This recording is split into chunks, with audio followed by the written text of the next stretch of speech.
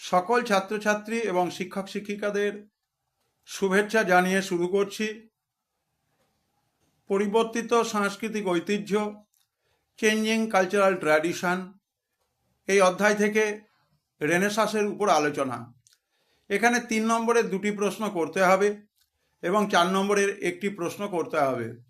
অর্থাৎ এই অধ্যায় থেকে সর্বমোট নম্বর রয়েছে 10।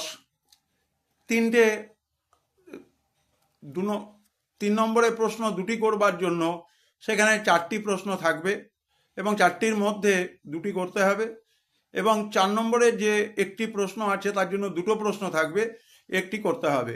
In the light off history, ইতিহাসের আলোয় ইউটিউব চ্যানেলে শুরু হচ্ছে আজকের উপস্থাপনা।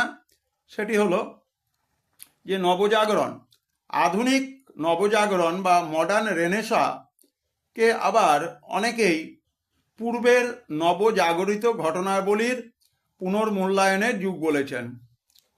এজ অফ দ্য রিইভ্যালুয়েশন, এক্ষেত্রে ঐতিহাসিক ইওয়ান ক্যামেরন তার কথা বলা যায়। ইওয়ান ক্যামেরন এই নবজাগরণকে বলেছেন এজ অফ রিইভ্যালুয়েশন, এবং 1400 থেকে 1600 এই সময়কে তিনি চিহ্নিত করেছেন এজ অফ রিইভ্যালুয়েশন নামে।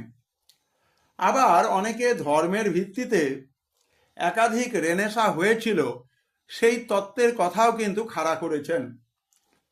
পেগান রেনেসাঁ এবং খ্রিস্টান রেনেসাঁ, অর্থাৎ তারা ধর্মের আলোকে এই নবজাগরণকে ভাগ করছেন।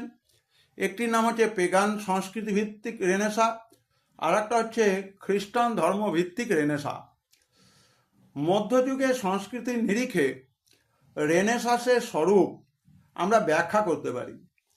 মধ্যযুগে ইউরোপে যারা খ্রিস্টান ছিল না, অর্থাৎ অখ্রিস্টান এবং পেগান সংস্কৃতি, অর্থাৎ যারা প্রাকৃতিক শক্তিকে আরাধনা করত এবং প্রাকৃতিক শক্তির আরাধনার মধ্য দিয়ে যে সংস্কৃতি গড়ে তুলেছিল তাকে বলা হতো পেগান সংস্কৃতি।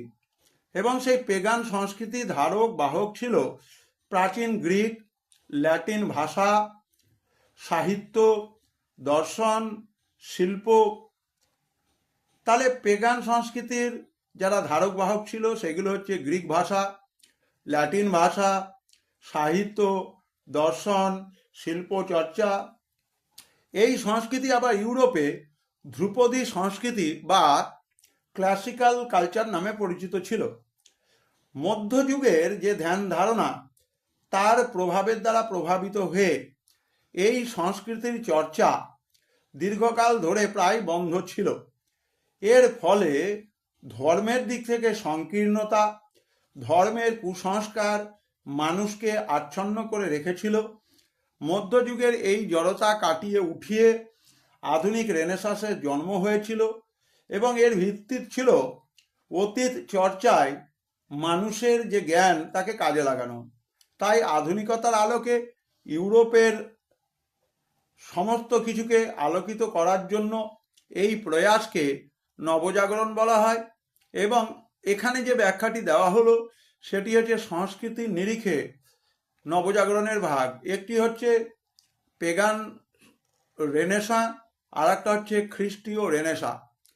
অবশ্যই আমার প্রিয় ছাত্রছাত্রী যারা একাদশ শ্রেণীতে পড়ছো, 2য় সেমিস্টার পরীক্ষা দেবে, এবং এই 2য় সেমিস্টারের পরীক্ষা হচ্ছে তোমাদের রচনাধর্মী প্রশ্ন।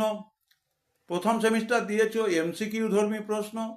সুতরাং এই ভিডিওগুলিকে শেষ পর্যন্ত দেখে তোমরা তোমাদের প্রয়োজনীয় কাজে লাগানোর মতো তথ্যগুলোকে বের করবে।